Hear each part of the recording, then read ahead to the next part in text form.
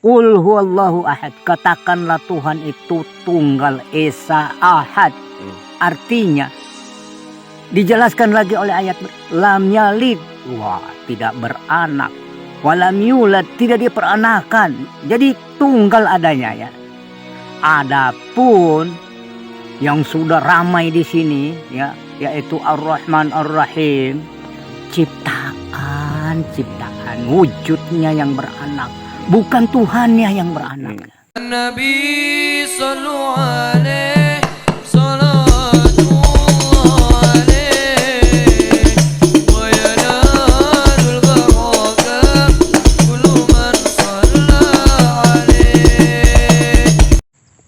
Ya ayuhan nasu ubudu rabbakum alladzi khalaqakum walladzina min qablikum la'allakum tattaqun. Hai sekalian manusia, ya ayuhan nasu ubudu rabbakum alladzi khalaqakum. Hai manusia yang telah menciptakan kamu, sembahlah Tuhan itu, katanya. Ya, ini ayat berlaku untuk umum ini ya.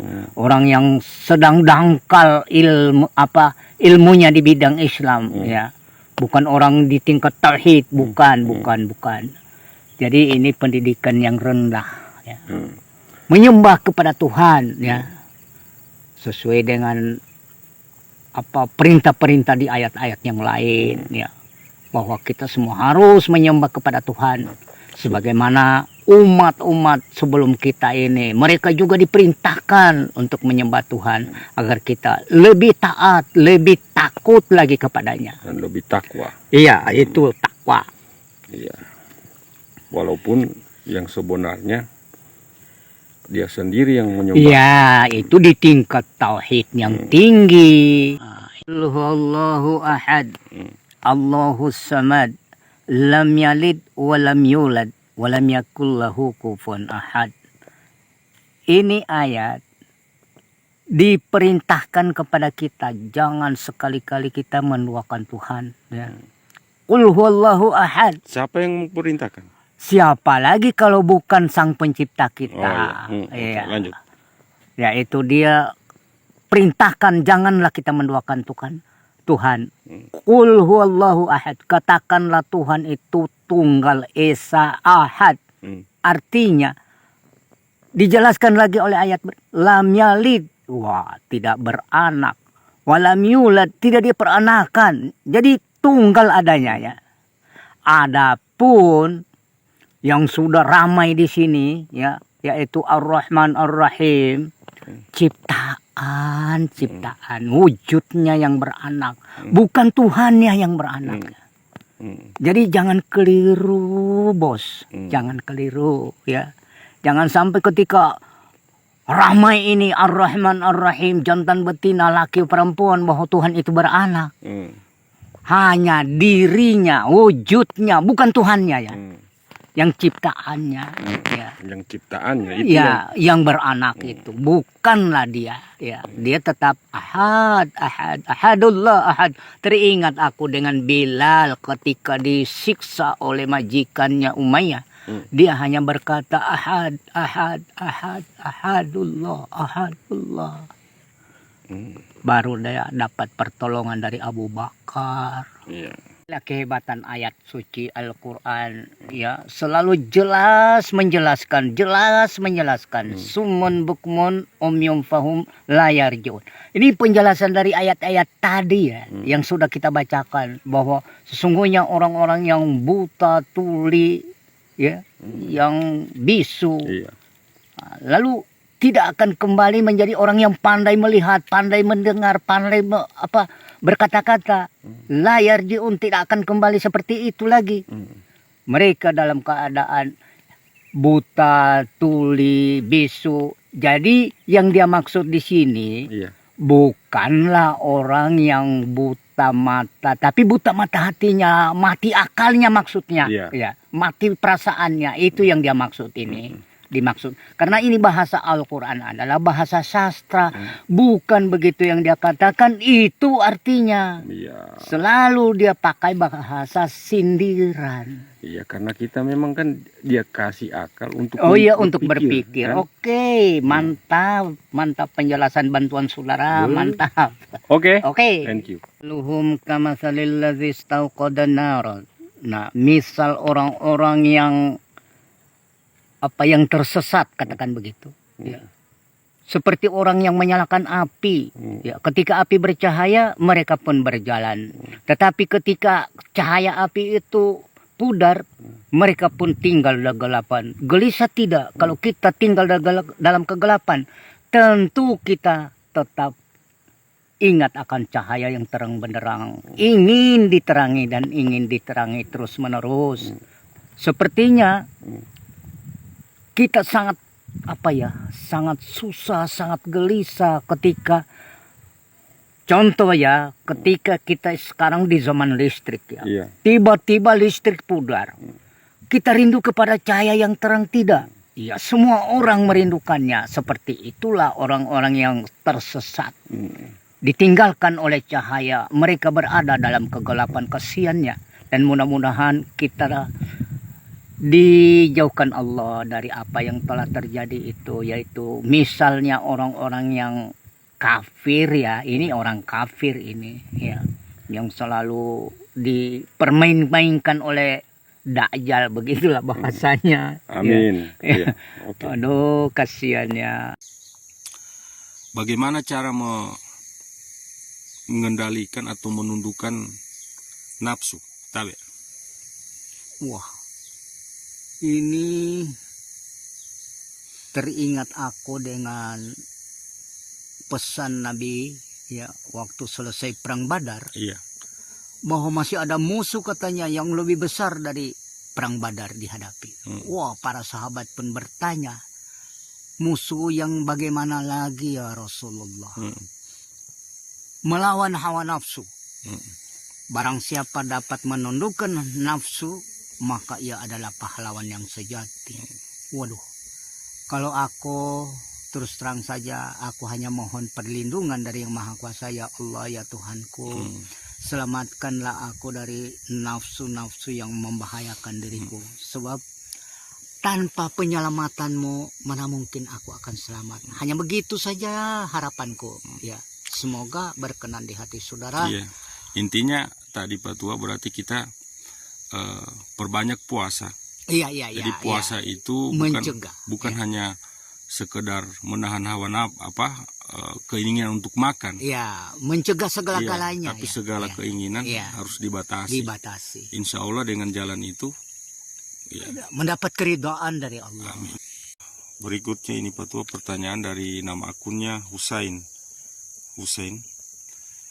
Pertama dia bertanya, bagaimana caranya agar jasad dan ruh sama-sama berangkat menghadap kepada Allah bila kita meninggal dunia? Tabe. Tidak lain jalan ditempuh, hanya satu saja. Lebihkan segala-galanya daripada mengingat Allah. Berarti hanya mengingat Allah itulah yang terpenting. Lebih daripada itu tidak ada. Ya. Dengan cara apa saja? Iya. Ya, zikir. Iya. Nah, itu kuncinya ya. Iya. Ada lagi tambahan lain? Kurasa sudah cukup. Ya. Berarti kita harus istilahnya istiqomah. Iya. Dan tentunya kita harus meminta juga kan kepada Tuhan harus, untuk kita bisa istiqomah. Karena kita rendah adanya, meminta kepada yang tinggi. Adapun yang rendah ini bagian dari yang tinggi. Betul? Iya. Belum tentu semua orang membenarkan apa yang dikatakan oleh Plato. Tapi aku membenarkan Plato. Karena apa? Sesuai dengan kajianku, dia mengatakan, mau melihat Tuhan, lihatlah ciptaan. Aku setuju, ya. Sebab kalau dia tidak menciptakan sesuatu, mana kita tahu bahwa Tuhan itu ada, ya. Hanya memang adanya gaib, laisa kamitslihi syai'un, ya. Lalu bagaimana dengan Aristoteles? Ya, Aristoteles itu mengatakan Tuhan itu adalah akal yang paling tinggi. Aku setuju. Jadi kalau akal yang ada pada otak kita ini cici-cici akal ya. Jadi rendah sekali. Kenapa aku membenarkan kata-kata Aristoteles akal yang paling tinggi? Tidak ada lagi akal di atas akal selain Tuhan itu. Jadi aku katakan Aristoteles itu benar ya. Bahwa Tuhan itu adalah akal yang paling tinggi. Tidak ada lagi akal yang lebih tinggi daripada Tuhan. Ini pertanyaan lagi nih Pak Tua dari nama akunnya Anisman Lolo. Sebenarnya bukan pertanyaan sih, tapi dia meminta untuk kita klarifikasi. Alasannya karena dari video-videonya yang Pak Tua, apa yang kita upload ini, dari video Pak Tua, ini banyak yang saudara-saudara kita yang kontroversi begitu, yang apa namanya belum sampai ke sana dia memahami. Bagaimana Pak Tua mau menanggapi ini, tabe? Baik, memang kontroversi bukan dari sekarang ya. Dari zaman dahulu kontroversi sudah ada. Iya. Ingat, Syekh Mansur Al-Halaj ya, sampai akhir hidupnya dibunuh karena tidak sependapat dengan para ulama fikih. Iya. Ya. Lalu bagaimana dengan perkataan Abu Yazid Bustami mengatakan al-abidu wal ma'bud wahid ya. Nah, sedangkan Al-Halaj ya, dia mengatakan Anaul haq, anaullah. Nah, itu yang membawa dia jadi sengsara, bahkan sampai dibunuh. Nah, untung Abu Yazid Bustami ini tidak bernasib malang, ya. Dia tidak dibunuh. Lalu bagaimana dengan Ibrahim bin Idham? Ya. Dia mengatakan, aku tidak kenal Tuhan, hanya Tuhan yang kenal aku. Orang yang sepintas mendengar ini jawabannya gila. Padahal sesungguhnya itu jawaban akal. Kenapa?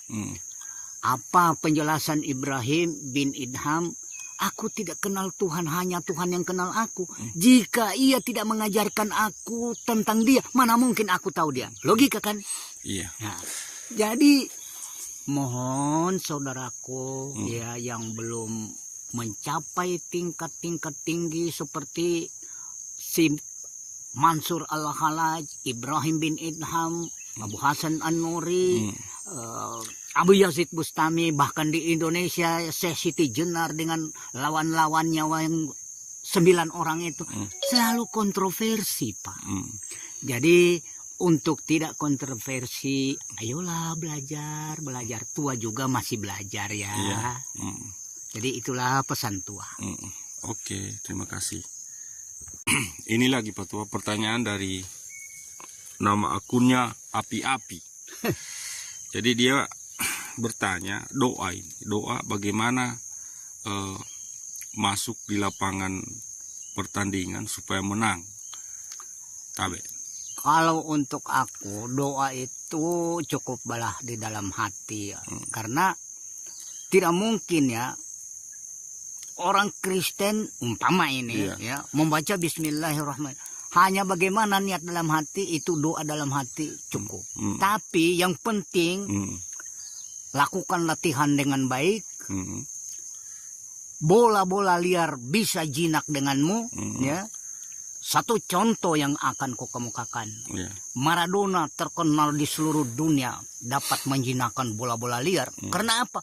Dia cukup melatih dirinya bagaimana bola liar bisa jinak dengannya. Jadi pencetak gol yang terindah di dunia ini barangkali sudah Maradona itu.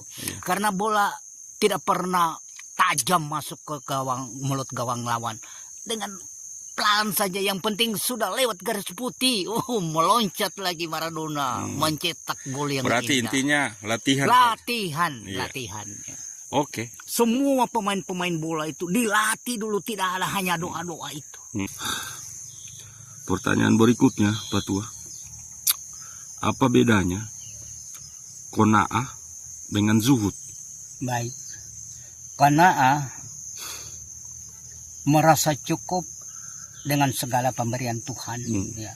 Artinya segala pemberian Tuhan itu kita syukuri saja. Iya. Ya. Hmm. Lalu suhud, Iya. wah ini orang yang lebih tinggi lagi ini. Ya.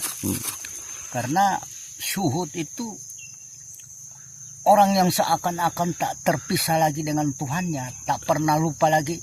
Tapi yang namanya manusia mesti masih ada kelalaiannya. Iya.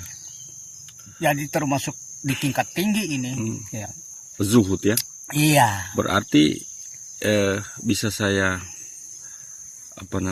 katakan lebih tinggi zuhud daripada qanaah begitu. Iya, lebih tinggi. Iya. Karena di tingkat seakan-akan orang tak terpisah lagi dengan Tuhan, seakan-akan dunia ini sudah lepas dengan dia. Iya. Nah, itu. Iya. Itu zuhud. Iya, ya? orang yang sudah terlalu tinggi tingkatannya. Iya. Oke, makasih. Ya.